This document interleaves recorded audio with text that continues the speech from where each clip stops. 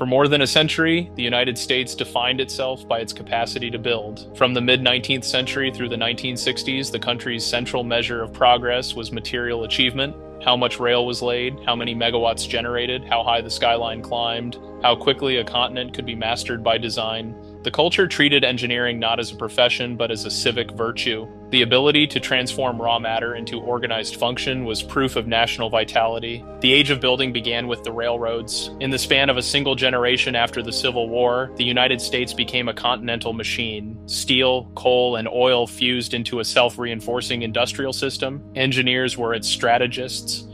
The great public works of the late 19th and early 20th centuries, the transcontinental railways, the Panama Canal, the great dams of the West, embodied an ethos that equated progress with construction. The language of policy was physical, connection, expansion, power. By the early 20th century, the engineering temperament had permeated American life. The profession's public authority grew alongside the state's administrative reach. The U.S. Army Corps of Engineers built levees and harbors. Municipal engineers standardized water systems, roads, and bridges. Industrial engineers reorganized factories into systems of rational efficiency. The engineer's method, analysis, iteration, control, became the cultural model for governance itself. This confidence matured into a national style. The New Deal expressed it at scale. During the 1930s, the federal government, faced with economic collapse, turned to engineers rather than theorists. The Tennessee Valley Authority, the Hoover Dam, the Bonneville Power Administration, these were not simply economic programs, but monuments to an idea that democracy could legitimize itself through competence. The state would prove its worth by what it could build. The Second World War confirmed that faith. The mobilization of industry, logistics, and science fused the engineer's discipline with the nation's survival. Between 1940 and 1945, American factories produced 300,000 aircraft, 88,000 tanks, and 2.6 million machine guns.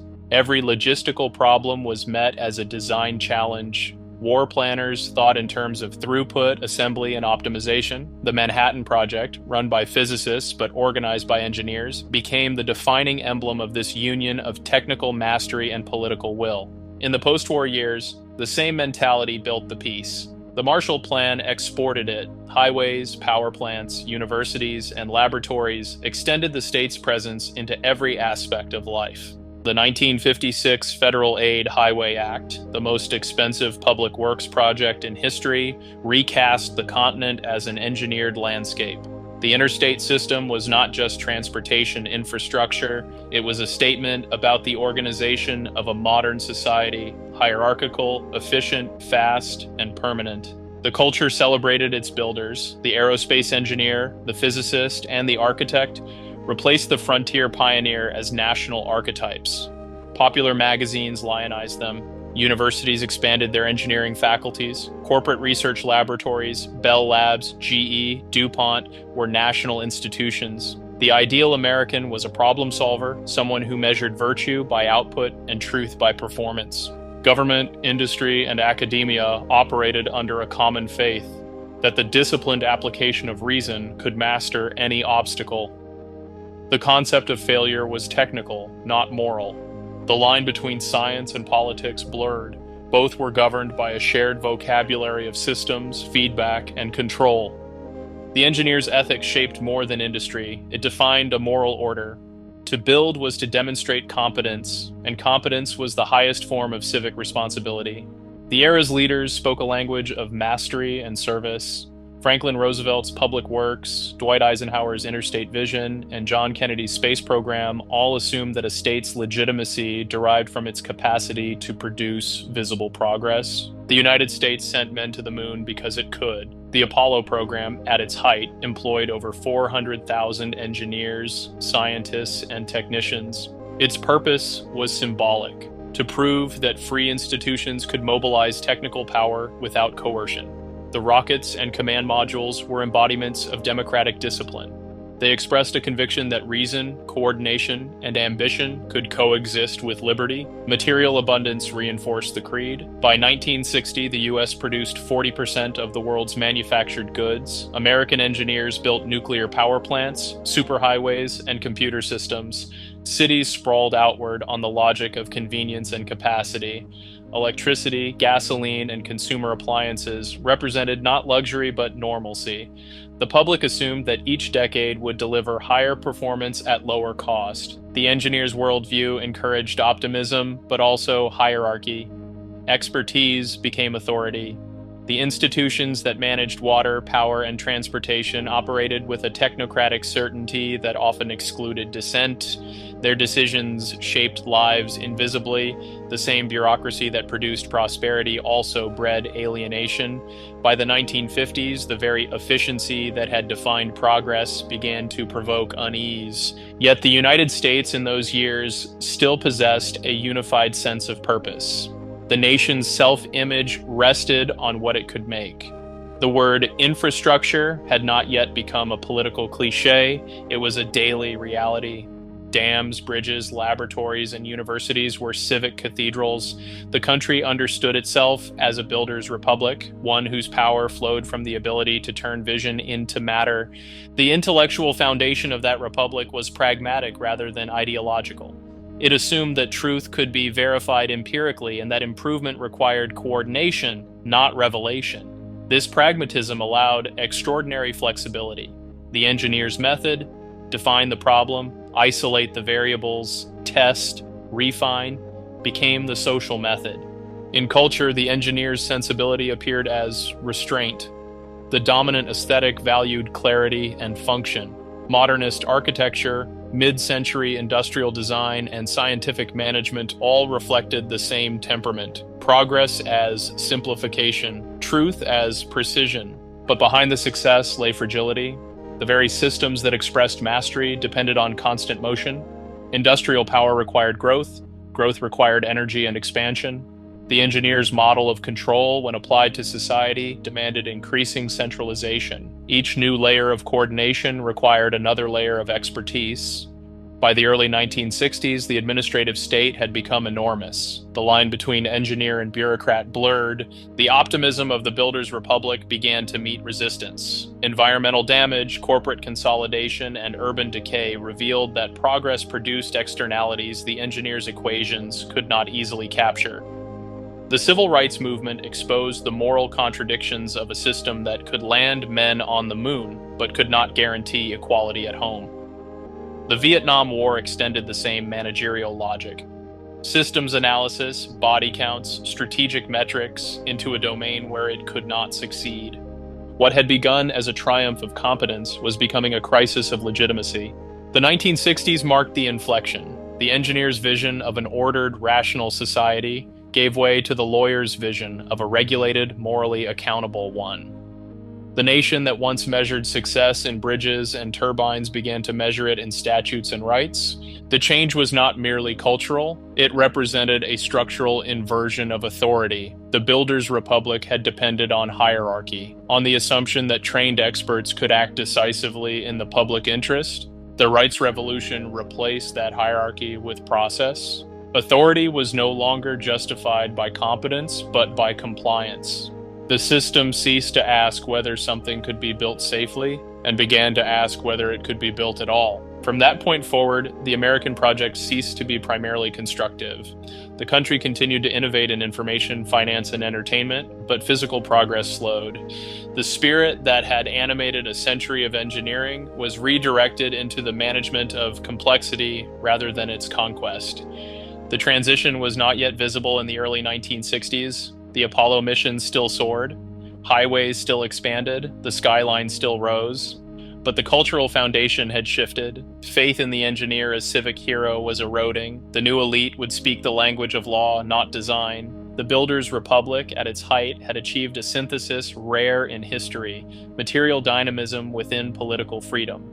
Its dissolution would not be caused by defeat or disaster, but by transformation, from a society that built its legitimacy through construction to one that sought legitimacy through correction. By the mid-1960s, the United States had reached the outer limit of its own competence. The country had achieved what earlier generations had treated as utopia: full electrification, mass home ownership, universal schooling, and technological supremacy. Yet, beneath that success, the system that had sustained the Builders' Republic was losing moral coherence. The authority of the engineer depended on consensus, a shared belief that expertise served the common good. That consensus fractured under the pressures of social revolt, geopolitical failure, and bureaucratic growth. Between 1964 and 1975, every pillar of institutional trust weakened. Civil rights conflicts exposed hypocrisy in the rhetoric of progress. The Vietnam War discredited the military-industrial alliance that had embodied technocratic ambition. The environmental movement challenged the idea that growth equaled virtue. Each of these movements originated in moral critique, but ended by altering the architecture of governance. The decisive transformation came through law. The Civil Rights Act of 1964 and the Voting Rights Act of 1965 inaugurated a new constitutional order. They did more than prohibit discrimination. They established a permanent apparatus of enforcement, commissions, courts, and federal agencies empowered to interpret evolving standards of equality.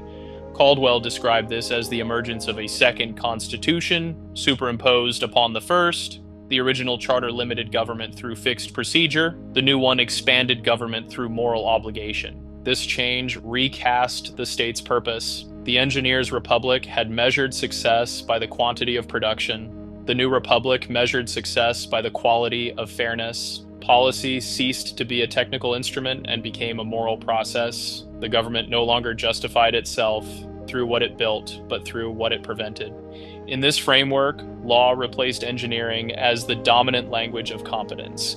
Regulation became the new form of construction. The intellectual center of gravity shifted from laboratories and design bureaus to law schools and courts. By the 1970s, the commanding heights of American society were staffed not by builders, but by interpreters, individuals trained to identify risk, define compliance, and adjudicate harm.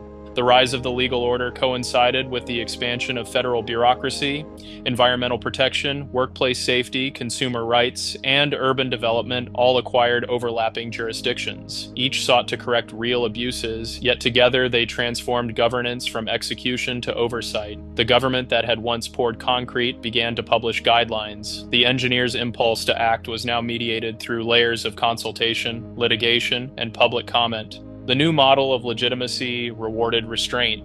Agencies proved their worth not by completing projects, but by demonstrating procedural integrity. The Federal Highway Administration could no longer approve a route without environmental impact statements. The Army Corps of Engineers required years of review before breaking ground on a dam. Each layer of accountability produced more documentation, more time, and more ambiguity about responsibility.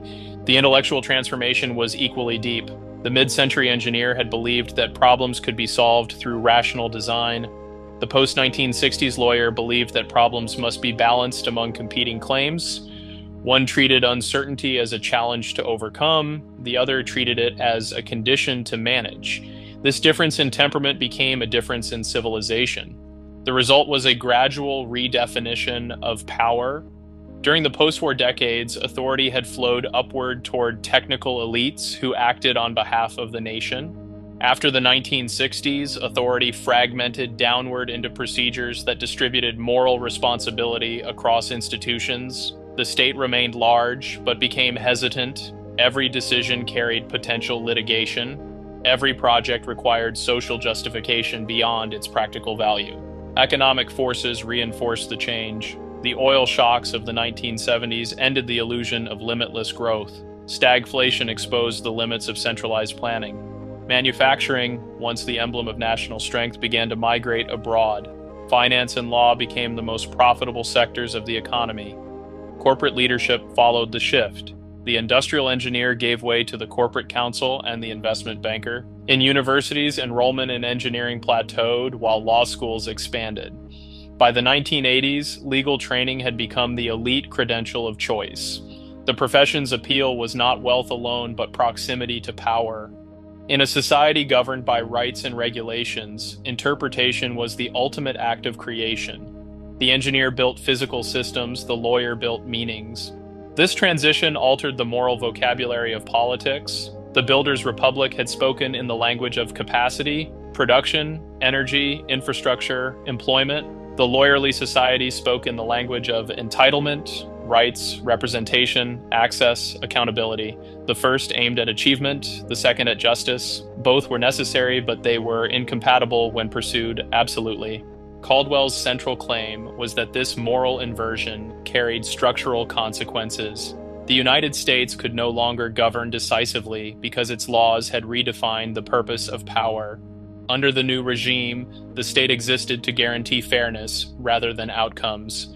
The more it sought moral legitimacy, the less it could act without contradiction. Infrastructure illustrates the point. The 1956 Interstate Highway Act authorized 41,000 miles of new roads.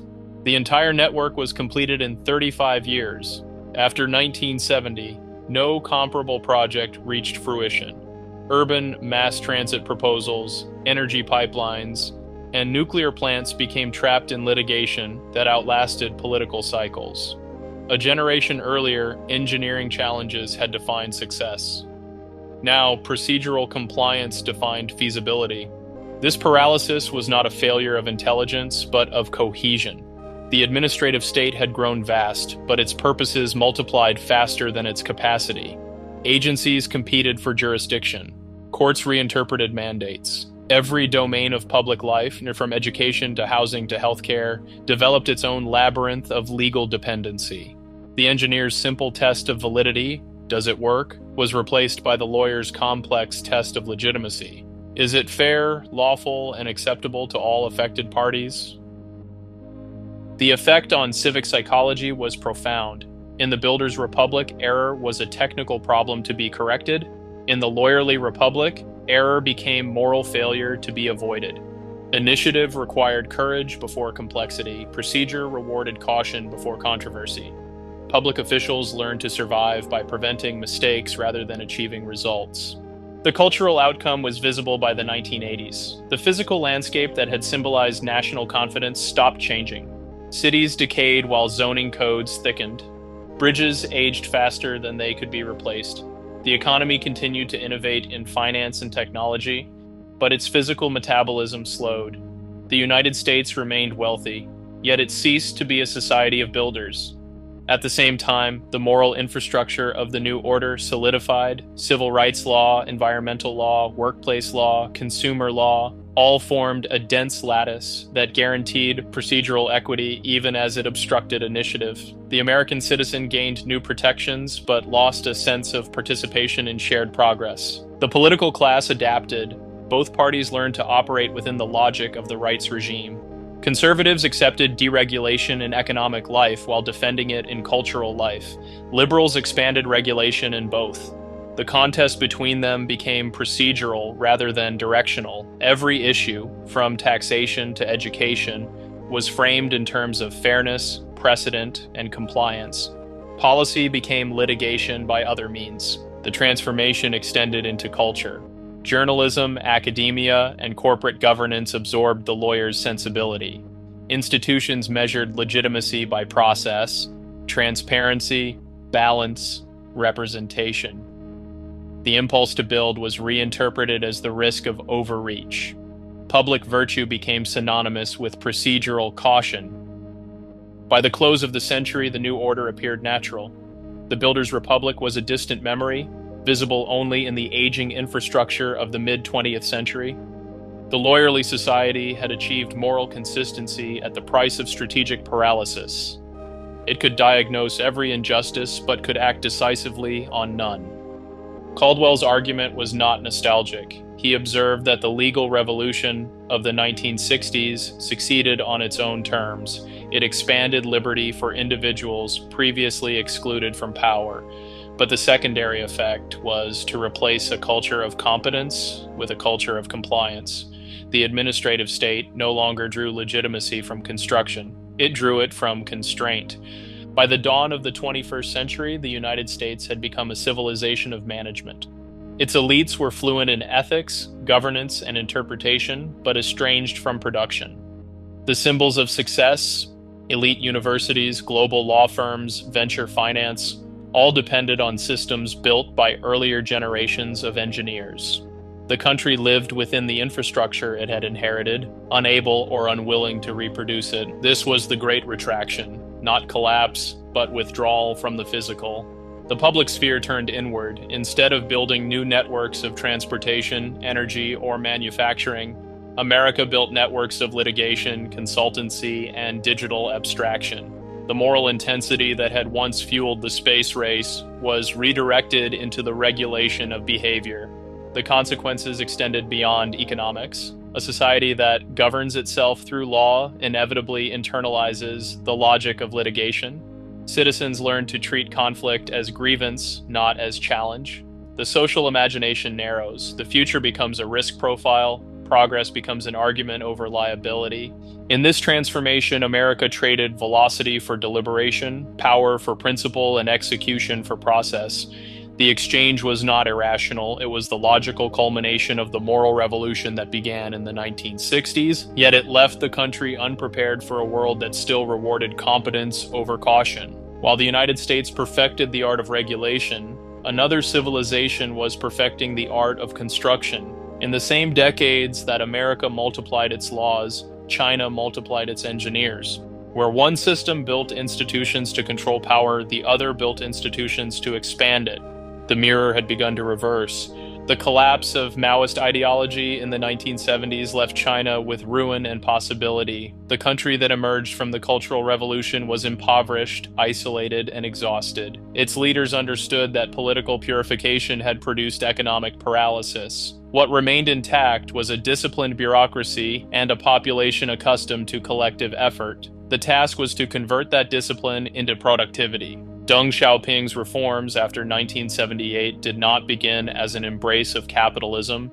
They began as a restoration of competence. The Communist Party recognized that legitimacy required results, not slogans. Ideology had failed. Engineering would replace it. Universities reopened after a decade of closure. The first students admitted under the restored entrance exams were overwhelmingly trained in technical fields. Engineering became not only a profession, but a credential of trust. By the 1990s, China had become the world's largest training ground for engineers. Its universities graduated hundreds of thousands of technical specialists each year. The party's internal hierarchy reflected the same preference. The Politburo Standing Committee, the apex of political authority, was dominated by men who had studied hydrology, metallurgy, telecommunications, and chemistry. In their view, a nation was an object to be designed, not debated. This mindset defined the state's modernization. The Communist Party turned governance into an engineering enterprise. Inputs, outputs, feedback, correction. The model was pragmatic rather than ideological. Economic zones were established like pilot plants, controlled environments for experimentation. Successes were replicated, failures discarded. The method was iterative, empirical, and relentless. The results were measurable in concrete and steel. In 1980, China possessed fewer paved roads than the state of Texas. By 2020, it had built over 90,000 miles of expressway, the largest network in the world. Its high-speed rail system, non-existent in 2000, expanded to more than 25,000 miles within 2 decades. Dams, ports, airports, and power grids multiplied at rates unseen in modern history. Between 2011 and 2013, China consumed more cement than the United States had in the entire 20th century. Each of these achievements expressed a consistent worldview that the purpose of government is to build. The engineer's logic became the political logic. Efficiency, scalability, and control replaced deliberation and dissent. Where the American state hesitated before regulation, the Chinese state accelerated through design. This transformation was not only material, but moral. The party replaced revolutionary zeal with developmental legitimacy. Economic growth became the measure of virtue. To build was to serve the nation. To disrupt was to threaten stability. The state's authority no longer rested on ideology, but on performance. The social structure mirrored the same order. The hukou system, which fixed citizens to their places of registration, functioned like an administrative circuit board. Labor could be directed where it was needed, contained where it was not. Urbanization was orchestrated with precision. Hundreds of millions of rural residents relocated into newly built cities. Each policy, however coercive, followed the same calculus: efficiency first, autonomy later. The engineering state achieved what few regimes in history have managed: industrialization at speed and scale without political collapse. It lifted more than 800 million people from poverty, expanded life expectancy by 2 decades, and created the world's second-largest economy in a single generation. Its methods were consistent with its origins. Central planning was retained but retooled. 5-year plans became technical blueprints rather than ideological manifestos.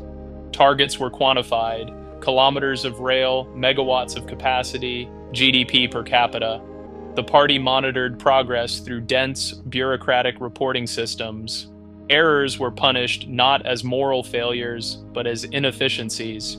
In this system, engineers were not only builders, but governors. Their training in systems thinking, feedback loops, and resource allocation suited the party's need for control. Local officials were evaluated through metrics of growth and compliance. The political imagination of China became an engineering imagination. The belief that all problems, social or technical, could be solved through better design. The 2000s intensified this ethos. Infrastructure became the national therapy for crisis. When global demand collapsed after 2008, Beijing responded with a 4 trillion yuan stimulus package directed almost entirely toward construction. Roads, housing complexes, and industrial parks proliferated. The policy succeeded on its own terms. Growth resumed, employment stabilized. The cost was massive overcapacity and debt, but those outcomes were treated as secondary variables, tolerable side effects of continued motion. The engineering state does not fear inefficiency, it fears stasis. Its legitimacy depends on visible transformation. The skyline must change, the highway must extend, the data center must expand. When projects fail, they are buried under new ones. The imperative to build overrides the caution to evaluate. This compulsion has produced marvels and distortions in equal measure. Cities such as Shenzhen grew from fishing villages to megacities of 20 million in less than 4 decades. Entire provinces were reconnected by rail in the span of a few years. But the same speed produced empty apartment towers, redundant bridges, and environmental degradation on a continental scale. The logic of optimization extended beyond infrastructure to the human realm. Population policy, urban migration, and digital surveillance all operated under the same engineering principle: control variables, manage flows, stabilize the system. The one-child policy exemplified this mentality. It was a demographic equation enforced as law. The policy succeeded in reducing fertility, but generated unforeseen imbalances: an aging population and a gender gap measured in tens of millions. The state approached both as technical challenges rather than moral consequences. Zero COVID followed the same logic. Lockdowns were executed with logistical perfection. Temporary hospitals appeared in days, mass testing in hours. Yet the same apparatus that built with such speed also trapped itself in its own design. The system's efficiency became rigidity, adaptability was sacrificed to coherence. These contradictions are inherent to the engineering state. The same qualities that enable decisive action, hierarchy, coordination, and belief in design also suppress correction. Feedback exists, but it is bounded by fear. The engineer's error can be measured, the bureaucrats cannot. Still, the Chinese model remains formidable. Its capacity for mobilization has no contemporary equivalent. When the central government announces a goal, renewable energy, artificial intelligence, electric vehicles, entire industries pivot. The coordination of state finance, regional policy, and private enterprise operates like an industrial machine.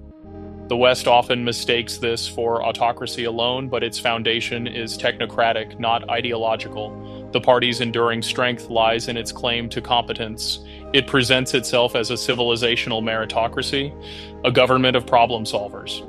The populace, conditioned by decades of growth, accepts this claim so long as the results persist. The model's success is measurable, but fragile.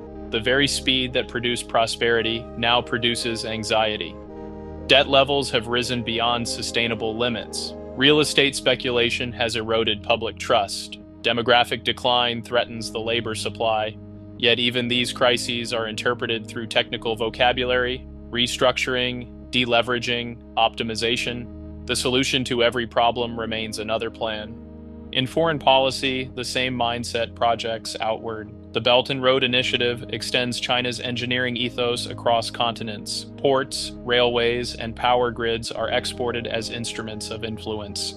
The country builds globally in the same way it builds domestically, through capital, manpower, and replication. It sees development as a geopolitical technology. This vision is not entirely cynical. The Chinese leadership believes that material connectivity creates stability. Infrastructure is diplomacy. The bridge replaces the treaty. But the approach carries the same risks abroad as at home: overextension, resentment, and the neglect of human complexity. What distinguishes China's engineering state from earlier empires is its reliance on continuous transformation. It cannot rest because its legitimacy is tied to motion. Every year must bring visible proof of progress. If growth slows, confidence weakens. The party's greatest fear is not dissent, but inertia. The social consequence is exhaustion. Citizens experience rapid change as both opportunity and burden. The pace of construction dislocates communities and erodes continuity. Cultural heritage is often sacrificed to redevelopment, yet for many, the alternative, stagnation, remains unthinkable. The builder's faith endures even when the direction is unclear. In comparative terms, China has achieved what the United States once embodied, a state capable of acting on its ambitions. It plans decades ahead, allocates resources at scale, and executes with precision. Its failures are monumental but visible. Its successes reshape the planet. The contrast with America is structural. The United States governs through consensus, China through command. One builds legitimacy through legality, the other through performance. One fears action that violates rights, the other fears hesitation that undermines control. The engineering state represents the culmination of a century-long inversion. In the early Cold War, America's engineers symbolized freedom's capacity to produce order without coercion. Today, China's engineers symbolize order's capacity to produce prosperity without freedom. Both systems contain truth, and both conceal danger. The Chinese model demonstrates that progress can be manufactured through coordination, but also that coordination can ossify into coercion. The American model demonstrates that liberty can preserve justice, but also that justice can inhibit competence. China's technocratic rise does not invalidate the liberal order, it exposes its vulnerabilities. The ability to build remains the ultimate test of power. The engineering state has reintroduced that standard into a world that had begun to treat it as obsolete. The question now is not whether China can keep building, but what it will build toward. The nation has mastered construction, it has yet to master restraint. The same systems that lifted it from poverty must now adapt to sustainability. The engineer's next challenge is political rather than technical, to design a state that can preserve legitimacy without perpetual acceleration. For now, the momentum continues. Factories hum, railways expand, satellites orbit, and data centers grow. The engineering state remains the world's most ambitious experiment in organized capability. It has revived the belief, long abandoned in the West, that collective will can remake reality. Whether that belief will endure or collapse under its own speed will determine the balance of the century. At the beginning of the 21st century, two great powers stood as mirror images of each other. The United States governed through law, China governed through design. One elevated rights above results, the other results above rights. Both had achieved a form of modernity that revealed the cost of its own method. The American order emerged from moral revolution. The Chinese order emerged from material reconstruction. Each was a response to its own past failure. The United States re-engineered freedom after the traumas of segregation and war by expanding the language of law. China re-engineered order after the catastrophes of Maoism by expanding the language of engineering. The first corrected excess power, the second corrected chaos. Their trajectories produced opposite pathologies. The United States became incapable of decisive construction. Its political culture prized procedure over output, litigation over execution, projects stalled under review, and the state's authority fragmented across agencies, courts, and consultancies. In the effort to ensure justice, America lost the capacity to act. China achieved action at the expense of correction. Its system fused political command with technical competence. Dissent was absorbed into planning. Failure was hidden by speed. The country built with unparalleled efficiency, but the same efficiency limited reflection. The two models represent distinct conceptions of legitimacy. In the United States, legitimacy derives from process. Power is trusted when it is constrained. Every decision requires justification through precedent and consent. The moral premise is that fairness, even when slow, is safer than haste. In China, legitimacy derives from performance. Power is trusted when it delivers. Every decision requires validation through success. The moral premise is that progress, even when coercive, is preferable to stagnation. Each system defends itself by pointing to the other's flaw. American leaders warn of China's authoritarianism. Chinese officials highlight America's dysfunction. The contrast is real, but it obscures a deeper symmetry. Both are heirs to the 20th century idea that modern life can be governed scientifically. One applies the science of law, the other the science of engineering. Both treat society as a system to be managed. Both translate moral questions into technical problems. The American regulator calculates equity. The Chinese planner calculates efficiency. Each believes its method rationalizes the chaos of history. The divergence lies in their tolerance for uncertainty. The United States institutionalizes uncertainty as a safeguard. The endless cycle of election, litigation, and review expresses faith that self-correction is the essence of freedom. China suppresses uncertainty as a threat. The continuous rhythm of plans and directives expresses faith that coherence is the essence of order. Measured by outcomes, each has succeeded within its own frame. The American legal system has preserved pluralism and individual autonomy despite vast social diversity. The Chinese engineering system has delivered material prosperity and stability to a population of unparalleled size, yet each achievement conceals a crisis. In the United States, the rule of law has hardened into the rule of process. Infrastructure crumbles, projects languish for decades, expertise is distrusted, and collective action is equated with overreach. The state can adjudicate almost any grievance, but can complete almost no enterprise. The population experiences freedom as friction. In China, the rule of design has hardened into the rule of compulsion. The system that once liberated hundreds of millions from poverty now confines expression and movement. Economic growth conceals social fatigue. Citizens experience progress as pressure. Both nations face diminishing returns from their organizing principles. The American model struggles to convert liberty into competence. The Chinese model struggles to convert competence into legitimacy. Each possesses what the other lacks, and each fears to emulate it. This polarity defines the current geopolitical balance. The United States projects moral authority. China projects functional capacity. American influence depends on the promise of freedom. Chinese influence depends on the offer of infrastructure. The first exports norms, the second exports roads. Each believes it is modernizing the world in its own image. Their competition extends beyond economics or ideology. It is a test of civilizational stamina. Which conception of modernity can adapt to its own contradictions?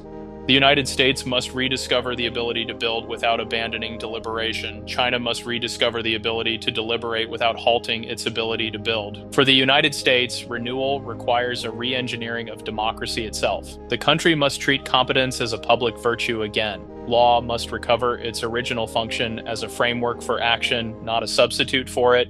Environmental review, civil rights, and procedural justice were designed to protect society from harm, not to render it immobile. Restoring the Builders' Republic does not mean discarding moral progress. It means integrating morality with capability. A just society that cannot execute its own decisions will lose faith in both justice and freedom. For China, sustainability requires the recognition of limits. The engineering state can no longer measure legitimacy solely by output. A civilization cannot expand forever on the same logic that created its ascent. Efficiency without accountability breeds fragility. As growth slows, the party must confront questions that cannot be answered by construction: how to balance innovation with control and loyalty with truth. A society that suppresses error deprives itself of correction. Without correction, engineering becomes dogma. Neither path is secure. The United States risks moral exhaustion. China risks material exhaustion. The first may fragment under the weight of its own procedural conscience, the second may ossify under the weight of its own momentum. The outcome will not depend on ideology, but on adaptability, the capacity of each to learn from the other without abandoning itself. A new synthesis is possible. The strength of the American tradition lies in its recognition that power requires restraint. The strength of the Chinese tradition lies in its conviction that order requires purpose. A civilization that unites restraint with purpose would transcend the weaknesses of both. It would build with care and govern with decisiveness. Such a synthesis will not arise through treaties or imitation. It will emerge through necessity. The problems of the coming century, climate, energy, population, and technology, demand both the moral sensitivity of the lawyer and the operational discipline of the engineer. Neither process nor performance alone will suffice. For now, the world remains divided between the two philosophies. The United States perfects the language of regulation. China perfects the language of execution. The rest of humanity navigates between them, borrowing infrastructure from one and institutions from the other. The long arc of industrial civilization has turned full circle. In the 19th century, engineers built nations. In the 20th, lawyers sought to humanize them. In the 21st, both legacies confront their limits. The measure of civilization is no longer how much it can build or how precisely it can legislate, but whether it can still command belief. Belief cannot be engineered or adjudicated. It must be earned through visible competence and moral coherence together. That is what both systems now lack and what both must recover. The age ahead will belong to whichever society can demonstrate that freedom and functionality are not opposites but conditions of each other. If the United States rediscovers how to act and China rediscovers how to question, they may yet converge toward a higher form of modernity, one that treats power as responsibility rather than possession. If they fail, the century will belong to neither. Acknowledgement. This work owes its intellectual foundation to Christopher Caldwell and Dan Wang. Caldwell's The Age of Entitlement provides the definitive account of how the United States transformed from a builder's republic into a lawyerly society. Wang's Breakneck, China's Quest to Engineer the Future, documents with unmatched clarity how China rebuilt itself as an engineering civilization. Their analyses made this narrative possible. Listeners and readers are encouraged to engage directly with their books. The ideas presented here are indebted to their research and insight.